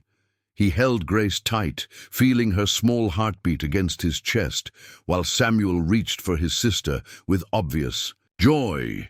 The twins' connection was palpable. They touched hands and babbled at each other in their private infant language. "How?" Morrison asked what everyone was thinking. Yellow Hawk spoke carefully. "Some among the Crow grow tired of being tools for white men's schemes. Hutchinson promised us much, but delivered only death and dishonor. This child belongs with her family. All children do." The political implications were staggering. A Crow warrior had just defied his tribe's leadership to return a white child to Lakota custody. The precedent would ripple through territorial politics for years. Red Sky's role became clear. He had negotiated secretly with moderate Crow elements, offering future hunting agreements in exchange for Grace's return. The former militant had risked everything for children he'd once opposed raising. "This changes the situation significantly," Wallace admitted, watching the twins' obvious bond with Matthew and each other. "But I still have legal obligations to consider blood relatives' claims." Patricia Brennan Foster stood slowly, her eyes fixed on the reunited family. She watched how naturally the twins responded to Lakota words, how they smiled at Sweetgrass and reached for Standing Bear's weathered hands. The reality before her conflicted dramatically with her preconceptions. "May I hold them?" she asked. Matthew quietly. It took enormous trust, but Matthew allowed Patricia to take Samuel while he held Grace. The babies studied her with curiosity, but no recognition. When she spoke to them in English, they seemed confused. When they began fussing, they reached not for her, but back toward Matthew. "They don't know me at all," Patricia said, tears forming. "I'm a stranger to them." "You're their blood," Matthew said gently. "That could mean something if you let it, or it could mean nothing if I force it," Patricia replied, demonstrating unexpected wisdom. "Marshal Wallace, I need time to consider my position." The marshal granted a 3-day recess, during which Patricia would stay with the Lakota as Standing Bear had suggested. It was a victory, but Matthew knew the larger battle was just beginning. That evening, as the camp celebrated Grace's return, Matthew found himself in private council with Morrison, Standing Bear, and, surprisingly, Red Sky. The unlikely alliance had formed through crisis, but now needed direction. "The Western Land Development Corporation won't stop," Morrison warned. "They have too much invested in opening this territory for settlement." "Then we need our own political support," Matthew suggested. "Standing Bear, your offer about the school, we should formalize it immediately. Make it a symbol of cooperation that politicians can point to." Standing Bear nodded thoughtfully. "Education as warfare by other means. Your white parents would be proud of such thinking." The reference to Matthew's birth parents no longer stung. He had made peace with his dual heritage, understanding it as strength rather than division. The twins would face the same challenge, but with community support he lacked. "I'll return to Fort Kearny tomorrow," Morrison decided. "Telegraph Washington about today's events. The president needs to know that peace is possible but requires federal protection from corporate interference. And I'll organize the moderates." "Among the Crow," Yellowhawk offered, having decided to remain for planning. "Many are tired of being pawns in others' games." The coalition forming transcended traditional boundaries. Military officers, tribal leaders, and former enemies united by recognition that the alternative was mutual destruction. At its center were 2 infant twins who knew nothing of the political. Storms swirling around them. Patricia spent those 3 days immersing herself in camp life. She helped Sweetgrass with childcare, learned basic Lakota phrases, and observed Matthew's parenting. Her transformation was remarkable, preconceptions dissolving through direct experience. "They're happy," she told Matthew on the second evening. "Happier than many children I've seen in Chicago's orphanages." "They're loved," Matthew replied simply, "by an entire community." "I came here to save them from savagery," Patricia admitted, "but I'm finding more civilization here than in many white settlements." Riversong had been teaching Patricia about traditional medicine, showing her the herbs used to treat the twins' various ailments. The knowledge exchange went both ways. Patricia had nurse training that proved valuable for the tribe's health needs. On the morning of the 3rd day, Patricia made her decision public. "Marshal Wallace, I withdraw my custody claim. These children belong here, with the father who saved them and the community that nurtures them." The statement created uproar among her lawyers, but Patricia stood firm. "Furthermore, I request permission to remain here as a teacher in the proposed school. I have skills that could benefit both communities." It was an unexpected development that strengthened their position significantly. A white woman choosing to live among the Lakota to help educate children, would be powerful propaganda against those claiming inherent racial incompatibility. Wallace seemed to recognize the political winds shifting. Given Mrs. Brennan Foster's withdrawal and the evidence of corporate manipulation, I'm ruling that the current custody arrangement stands. The twins remain with Matthew Brennan, recognized as their legal guardian under both tribal and territorial law. The victory was enormous, but Matthew understood it was merely one battle in a longer war. The Western Land Development Corporation would regroup, find new strategies, deploy different weapons. But for now, the twins were safe, and the peace agreement survived. That night, the camp held a celebration that included Crow delegates, white supporters, and military representatives. It was unprecedented. Traditional enemies breaking bread together, united by recognition that children's welfare transcended tribal conflicts. Standing Bear made a speech that would be recorded in territorial history. We stand at a crossing point. Behind us lies generations of bloodshed. Ahead lies the possibility of something new, not the erasure of our differences, but the celebration of them. These children, he gestured to the twins sleeping in Matthew's arms, are the first citizens of that possible future. Morrison responded with equal eloquence. The United States has often failed to honor its agreements with native peoples. Today, we begin changing that pattern. This school, these children, this peace, they represent America at its best, keeping its word and protecting all its people. Red Sky's contribution surprised everyone. I fought this peace because I feared it meant our destruction. But I've learned that rigidity is its own form of death. We must adapt or perish. These children prove adaptation doesn't mean surrender. The transformation was remarkable, a war leader who tried to prevent the twins' adoption now defending their symbolic importance. Matthew understood that Red Sky hadn't abandoned his principles, but rather recognized that protecting his people required new strategies. As celebrations continued, Matthew sat quietly with Samuel and Grace, watching their bright eyes track the dancing firelight. They were growing rapidly, already pulling themselves up on furniture and attempting their first steps. Soon they would walk, then run, then face the full complexity of their unique position. Yellow Hawk approached, sitting beside Matthew with careful respect. You know this peace won't last forever. Too many profit from conflict. Nothing lasts forever, Matthew replied. But if we can maintain it long enough for these children to grow up, maybe they can build something stronger. Children as weapons.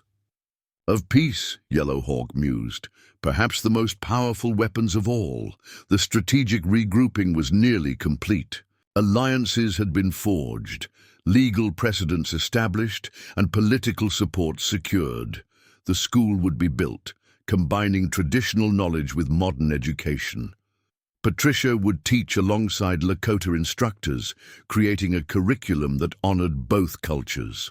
But challenges remained. The Western Land Development Corporation was already funding newspaper articles portraying the situation as dangerous precedent. Politicians who'd built careers on conflict were mobilizing opposition. Even within the tribe, some viewed the compromises as betrayal. We'll face tests, Standing Bear told Matthew privately, greater tests than we've survived so far. We'll meet them, Matthew replied, watching the twins sleep peacefully despite the chaos they'd already survived. We have to. These children deserve a world better than the one we inherited. The old chief smiled. Spoken like a true father. And perhaps that's what leadership really is, making decisions not for ourselves, but for those who come after.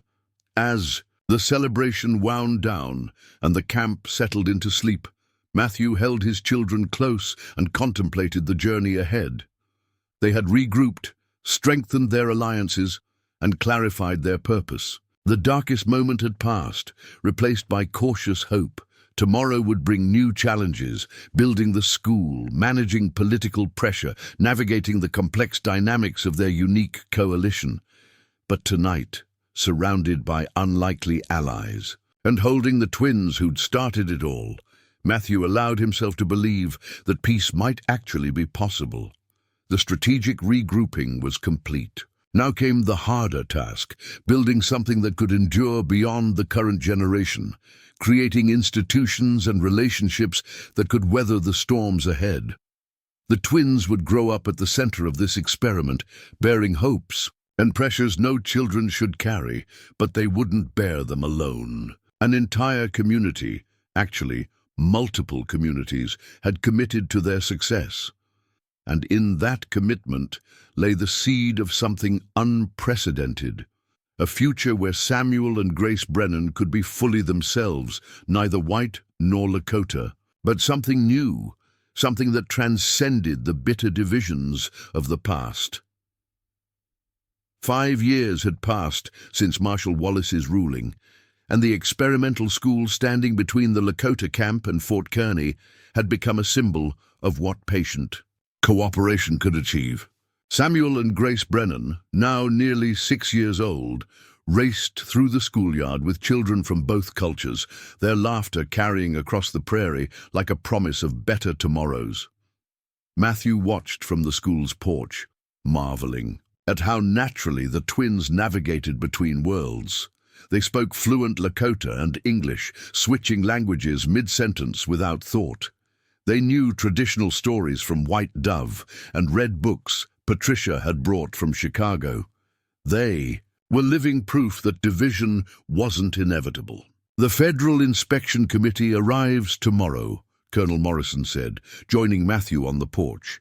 Morrison had been promoted to Brigadier General but remained committed to protecting their experiment.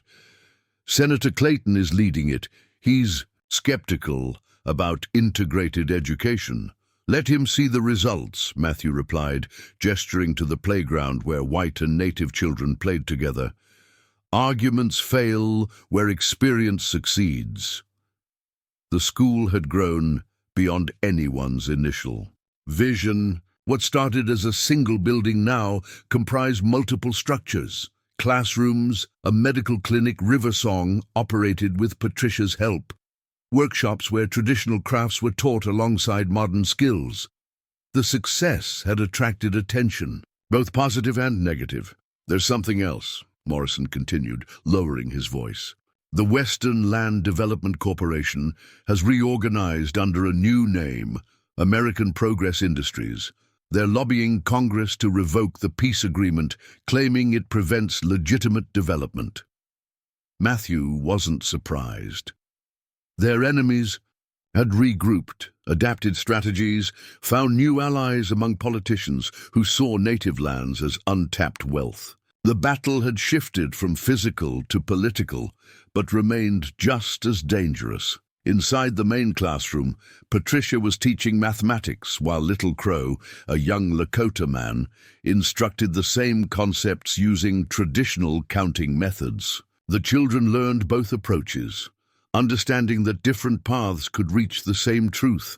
It was pedagogical innovation, born from necessity, but proving remarkably effective. "Uncle Matthew," a voice called, and Matthew turned to see Running Fox, Red Sky's son, approaching with a concerned expression. The boy was 12 now, one of the school's best students despite his father's initial opposition. "What is it, Fox?" "Father wants to speak with you. He says it's urgent." Matthew found Red Sky at the council lodge, surrounded by maps and documents. The former war leader had become an unexpected strategic asset, his military mind proving valuable for political battles. "American Progress Industries has made a move," Red Sky said without preamble. "They've convinced several Eastern newspapers to send reporters here. They plan to manufacture incidents that make us look savage, undermine public support for the school." "What kind of incidents?" "Staged attacks on white settlers, blamed on our young warriors. Poisoned water sources attributed to tribal revenge. They want to create enough fear that Congress will authorize military intervention. The strategy was insidious. False flag operations designed to destroy through deception what couldn't be conquered through force." Matthew recognized they needed to act preemptively. We document everything, Matthew decided. Every movement, every interaction. Create an irrefutable record that prevents false accusations. Already started, Red Sky smiled grimly. Amazing how useful writing becomes when survival depends on it. The transformation in Red Sky remained remarkable. The warrior who'd violently opposed raising white twins now protected the school with fierce dedication. Grace, in particular, had won his affection through her fearless spirit and quick mastery of riding. That evening, Matthew gathered the twins for their nightly routine, stories that blended both cultures' traditions. Samuel loved tales of Lakota warriors, while Grace preferred accounts of pioneering women who defied convention. Both children absorbed these narratives as their natural inheritance, unaware of how revolutionary their casual acceptance was. "Papa," Grace asked suddenly, "why do some people say we don't belong here?" The question Matthew had long expected finally arrived, because some people believe belonging requires being only one thing, but you and Samuel are proving that people can be many things simultaneously. "Like you," Samuel added. "Standing Bear says you're both white and Lakota." "Exactly like me, and that makes us bridges, connecting worlds that forgot they could be connected." The twins seemed satisfied with this explanation, but Matthew knew harder questions would come as they grew older. For now, innocence protected them from understanding the full weight of their symbolic importance. Senator Clayton's inspection committee arrived with predetermined skepticism and barely concealed hostility. The senator himself, a portly man who'd built his career on anti-native rhetoric, seemed offended by the school's very existence. "This is an abomination," Clayton declared within minutes of arrival. "White children being corrupted by savage influences." "Would you like to observe classes before reaching conclusions?" Patricia asked with forced politeness. The tour that followed challenged every prejudice Clayton brought. He watched white children excel at traditional native mathematics, saw Lakota students writing eloquent English essays, observed integrated groups collaborating on engineering projects using both cultural approaches. Most affecting was story time, where Samuel and Grace helped translate tales between languages, their young voices bridging worlds with unconscious grace. Even Clayton seemed moved by their earnest efforts to ensure every child understood regardless of origin. "This is unexpected," Clayton admitted privately to Morrison. "The children seem genuinely happy and well-educated." "Because they are," Morrison replied. "This school produces students who outperform traditional institutions in both white and native communities." But Matthew noticed committee members taking suspicious notes, photographers capturing images from unflattering angles. The inspection was theater. Clayton would report whatever served his sponsor's interests, regardless of reality. The crisis came that night when fire erupted in the medical clinic. Matthew arrived to find Riversong and Patricia evacuating medicines while flames consumed the building. No one was injured, but critical supplies were destroyed. "This was arson," Morrison declared after investigation. "Accelerants were used, and the fire started in 3 places simultaneously." Suspicion immediately fell on outsiders, possibly agents of American Progress Industries seeking to manufacture an incident. But without proof, the fire would be blamed on tribal members, fueling Clayton's negative report. Then Grace surprised everyone. "I saw who did it," she announced at the emergency council. 3 men in dark clothes, but they walked wrong." "Walked wrong?" Standing Bear asked gently. "Like they were pretending," Grace explained with 6-year-old clarity. "Like when Samuel pretends to limp. They were trying to walk like Indians, but didn't know how." Her observations sparked memory in others who'd noticed strangers but hadn't connected their presence to danger. Matthew organized a tracking party. Following trails the arsonists thought they'd concealed, they found evidence 2 miles away, cache supplies including American Progress Industries documentation and payment receipts. The perpetrators were already gone, but their employer's identity was undeniable. Clayton couldn't ignore such evidence, especially when Morrison threatened to publicize it nationally. The senator's report became neutral rather than negative. Insufficient victory, but avoiding disaster.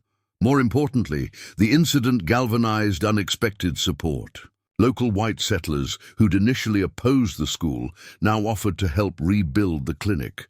They'd seen the medical care it provided transcended racial boundaries, saving lives regardless of origin.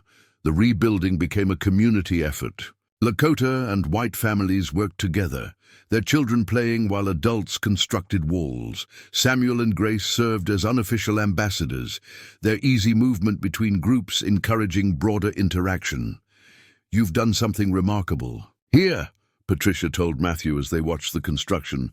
"These children aren't just bridges, they're proof that the divide was always artificial." "The divide was real," Matthew corrected. "What's artificial is the belief it's permanent." Yellow Hawk arrived with a delegation of Crow moderates, offering assistance that would have been unthinkable years earlier. The traditional enemies worked alongside each other, united by recognition that cooperation served everyone better than conflict. Standing Bear, increasingly frail at 73, made a momentous announcement during the clinic's completion ceremony. "I name Walks Between Worlds as my successor when my time ends. He has proven that leadership means building futures, not preserving hatreds." The designation surprised no one, but formalized what had been increasingly obvious. Matthew had evolved. From reluctant guardian to community leader, his unique position enabling connections impossible for others.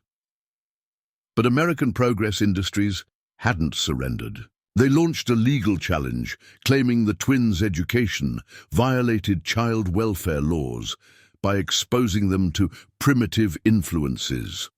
The case would be heard in federal court, potentially undoing everything.